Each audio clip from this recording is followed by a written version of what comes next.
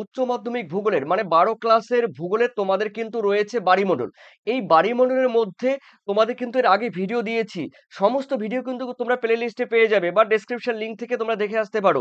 আর আজকেও ঠিক সেম তোমাদের কিন্তু দেখো সমুদ্র জলের উষ্ণতা, লবণতা এবং ঘনত্বের নিয়ন্ত্রক মানে এবং বন্টন এটি কিন্তু আজকে তোমাদের দিচ্ছি, সেটি কিন্তু ডে 4।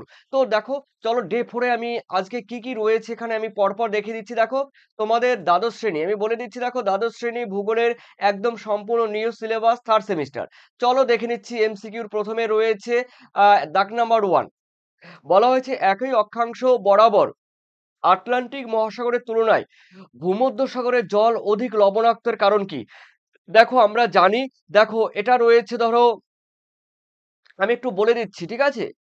তো দেখো এই যে ভূমধ্যসাগরের মধ্যে এই যে এখানে রয়েছে কিন্তু দেখো এখানে রয়েছে কিন্তু জিব্রাল্টার প্রণালী এই জায়গাটায়। তো এই ভূমধ্যসাগর আর এইদিকে রয়েছে কিন্তু আটলান্টিক আটলান্টিক মহাসাগর।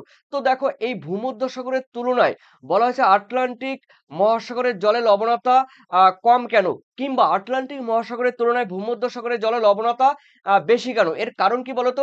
এখানে এই যে এই জায়গাটা দেখতে পাচ্ছ যেখানে রয়েছে স্পেন রয়েছে, পর্তুগাল রয়েছে, আর এইদিকে রয়েছে আফ্রিকা রয়েছে, মরক্কো রয়েছে।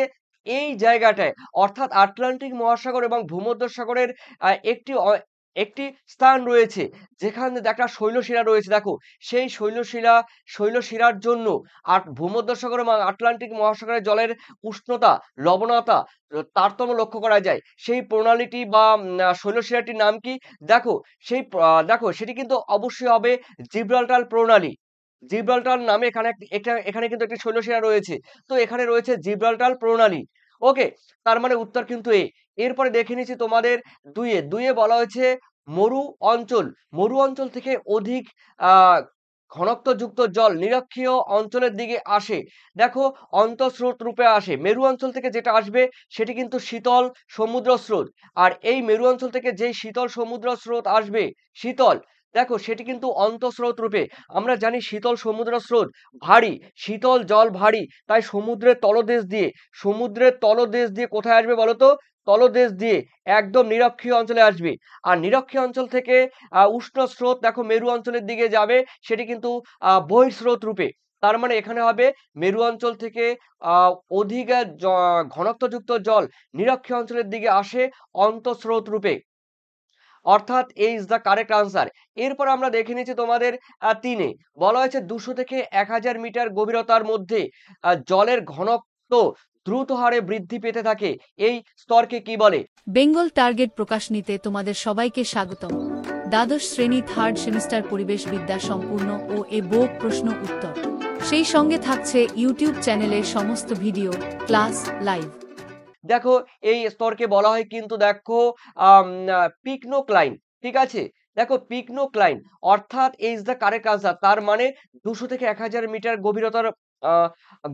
গভীরতার মধ্যে জলের ঘনত্ব কি হয় বলতো? দ্রুত বেগে কি বৃদ্ধি পেতে থাকে, একে বলা হয় পিকনোক্লাইন। এরপরে চলো রয়েছে তোমাদের 4-এ বলা হয়েছে উচ্চ অক্ষাংশের সমুদ্রে জলের ঘনত্ব দ্রুত হারে বৃদ্ধি পেতে থাকে, এই পরিবর্তন এরূপ স্তরের পরিবর্তনকে কি বলে? দেখো আইসোপিকনাল বলে, ইজ দ্য কারেক্ট আনসার। এরপরে চলো রয়েছে তোমাদের 5-এ বলা হয়েছে 4 ডিগ্রি সেন্টিগ্রেড উষ্ণতায়, এগুলো কিন্তু প্রত্যেকটি উষ্ণতা হবে। উষ্ণতায় সমুদ্র জলের গড় লবণতা 35/1000 হলে দেখো 35/1000 হলে দেখো কি হবে, কত গ্রাম হবে?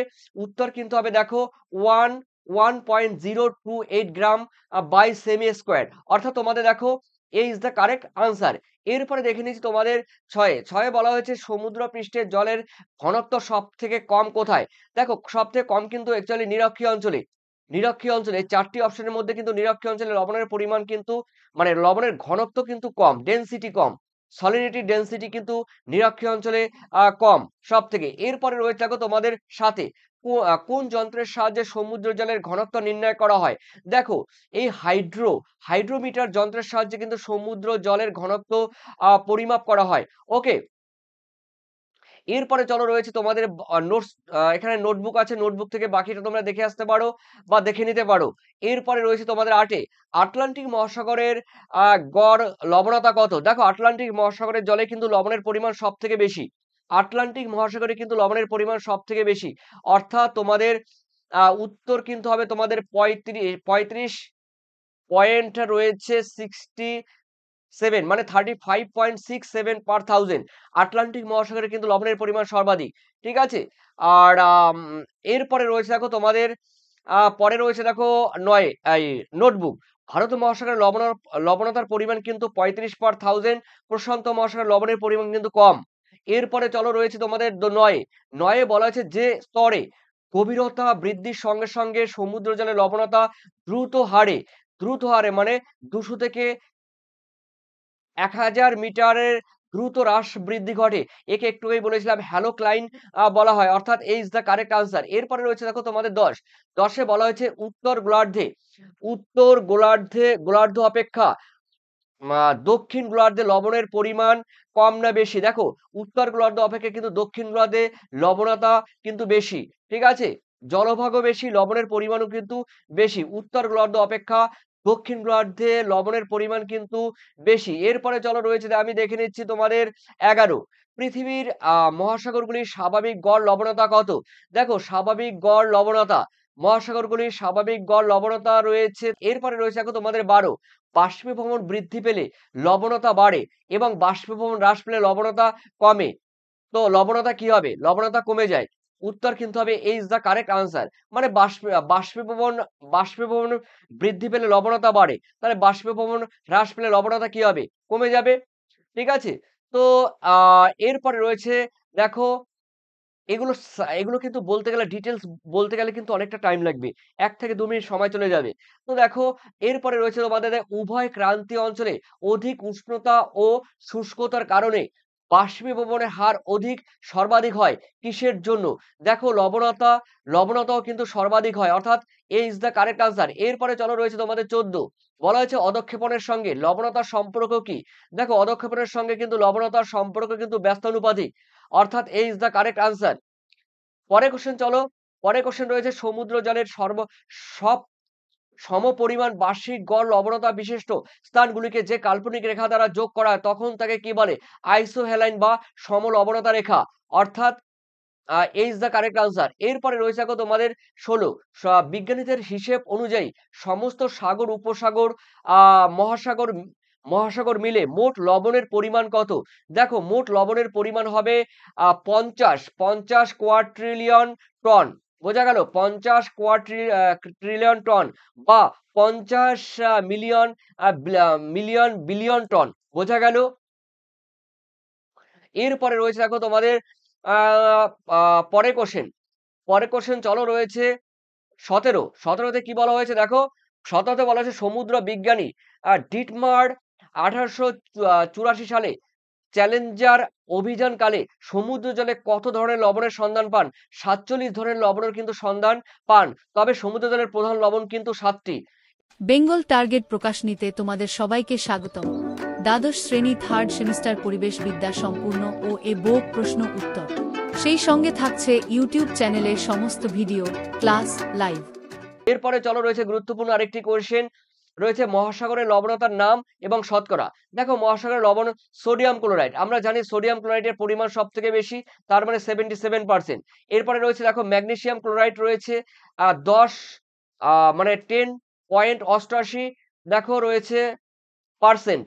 এরপরে রয়েছে দেখো তোমাদের ম্যাগনেসিয়াম সালফেট রয়েছে দেখো অবশ্যই রয়েছে দেখো 4.74, আর এরপরে রয়েছে দেখো তোমাদের এত 3 পয়েন্ট। তার মানে উত্তর আমরা কি দেখে নিতে পারি? দেখো উত্তর আমরা বলে দেবো এ। দেখো উত্তর কিন্তু রয়েছে এ ইজ দ্য কারেক্ট আনসার। তার মানে ৩ এর ঘ হলো, আর গয়ের ৩ এর ঘ, তার মানে ৪ এর গ। ওকে, উত্তর কিন্তু হবে এ ইজ দ্য কারেক্ট আনসার। এরপরে রয়েছে আমরা জানি, দেখো সমুদ্রের জলে সবথেকে বেশি কিন্তু লবণ রয়েছে সোডিয়াম ক্লোরাইড। তারপরে সেকেন্ড রয়েছে কিন্তু ম্যাগনেসিয়াম ক্লোরাইড। আর সোডিয়াম ক্লোরাইডের পরিমাণ 77% অ্যাপ্রক্স।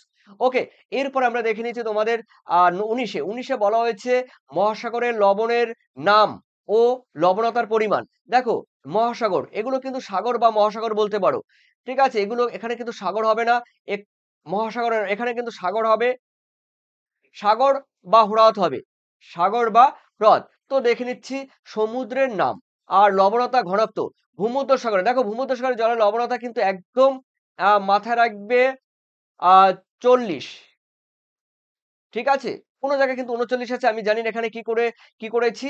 তো মরুসাগরে আমরা জানি ভ্যান হ্রদ। ভ্যান হ্রদে সবথেকে বেশি। দেখো রয়েছে 330। আর মরুসাগরে রয়েছে কিন্তু দেখো 237। ঠিক আছে? তার মানে আমরা দেখে নিচ্ছি কি রয়েছে, উত্তর সি রয়েছে। তো সির মধ্যে রয়েছে দেখে নিচ্ছি হ্যাঁ, ভূমধ্যসাগর। এই ভূমধ্যসাগরে কিন্তু দেখো 40 হবে না। তবে ভূমধ্যসাগরের জলের লবণতা রয়েছে 39। 39। আর মরুসাগরের জলে রয়েছে সরি, লোহিত সাগরের জলের লবণের পরিমাণ রয়েছে 40। ওকে? তার মানে তোমাদের উত্তর কিন্তু হচ্ছে, হ্যাঁ, উত্তর কিন্তু হচ্ছে তোমাদের গ ইস দ্য কারেক্ট আনসার। তার মানে C, C is the correct answer, উত্তর। বোঝা গেল? এরপরে রয়েছে তোমাদের দেখো 20। 20 তে বলা হয়েছে বিশ্বের সর্বাধিক লবণাক্ত হ্রদ রয়েছে কোথায়? তুরস্কের ভ্যান গলু হ্রদে। দেখো অর্থাৎ তোমাদের এ ইজ দ্য কারেক্ট আনসার। এরপরে রয়েছে দেখো তোমাদের পরের কোয়েশ্চেন। পরের কোয়েশ্চেন রয়েছে আহ পশ্চিম এশিয়ার ইসরায়েল ও জর্ডান সীমান্তে সমুদ্রপৃষ্ঠ থেকে 402 মিটার নিচে অবস্থিত রয়েছে কোনটি? দেখো মরুসাগর বা ডেড সি। অর্থাৎ এ ইজ দ্য কারেক্ট আনসার। এরপরে রয়েছে তোমাদের 22, নিরক্ষীয় অঞ্চলে কত মিটার পর্যন্ত গভীরতা বৃদ্ধির সঙ্গে সঙ্গে লবণতা বৃদ্ধি পায়? 1000 মিটার গভীরতায়। অর্থাৎ এ ইজ দ্য কারেক্ট আনসার। এটি কিন্তু হবে বি, অ্যাকচুয়ালি বি। ঠিক আছে? এটা হবে সি, এটা হবে ডি। তার মানে উত্তর হবে কিন্তু 1000 মিটার। এরপরে চলো রয়েছে তোমাদের 23। 23 এ বলা হয়েছে উচ্চ অক্ষাংশে ও নিম্ন অক্ষাংশে লবণতার ঢাল সর্বাধিক হয় দেখো 200 মিটার থেকে 1000 মিটার গভীরে। একে বলা হয় কিন্তু হ্যালোক্লাইন। অর্থাৎ এই কোশ্চেন অনেকবার হয়েছে, হ্যালোক্লাইন স্তর। বোঝা গেল? অর্থাৎ তোমাদের এ ইজ দ্য কারেক্ট আনসার। ওকে, এরপর এই দেখো এই পিডিএফ, তোমরা যদি এই পিডিএফ পেতে চাও 7890404016 এই নম্বরে তোমরা হোয়াটসঅ্যাপ করবে। আর পিডিএফ, ভূগোলের পিডিএফ নিতে গেলে অবশ্যই তোমাদের 115 পেমেন্ট করতে হবে। যারা নেবে তারাই কিন্তু আমাকে এই নাম্বারে হোয়াটসঅ্যাপ করবে। ঠিক আছে? নাহলে তোমরা সম্পূর্ণ ভিডিও দেখে খাতায় লিখে নিতে পারো। আর অবশ্যই তোমাদের মূল্যবান কমেন্ট সেকশনে জানিয়ে দিও। ঠিক আছে? ভালো থেকো, সুস্থ থেকো। তোমাদের প্রত্যেকটি ভিডিও কিন্তু দিয়েছি, তোমরা প্লেলিস্ট থেকে দেখে আসতে পারো। আর তোমরা যারা পিডিএফ নেবে মোবাইলের থেকে তোমরা ডাউনলোড করে নিতে পারবে, জেরক্স করে নিতে পারবে, মোবাইল থেকে পড়তে পারবে। সম্পূর্ণ তোমরা কিন্তু জেরক্স করে নিতে পারবে। আর বাড়িতে বসে মোবাইলেও পড়তে পারবে, কোনো প্রবলেম নেই। ঠিক সেইভাবেই কিন্তু এই পিডিএফ করা হয়েছে। আর অবশ্যই এই পিডিএফ যারা নেবে তাদের সুবিধা, তাদের কিন্তু বারবার তোমাদের ইউটিউব দেখতে হবে না, ক্লাস দেখতে হবে না। একটা পুরো পেজের মধ্যে কিন্তু তোমরা টোটাল উত্তর সহ পেয়ে যাবে। অবশ্যই কমেন্ট সেকশনে তোমাদের মূল্যবান কমেন্ট করে জানিয়ে দিও। ধন্যবাদ তোমাদের সবাইকে। Thank you.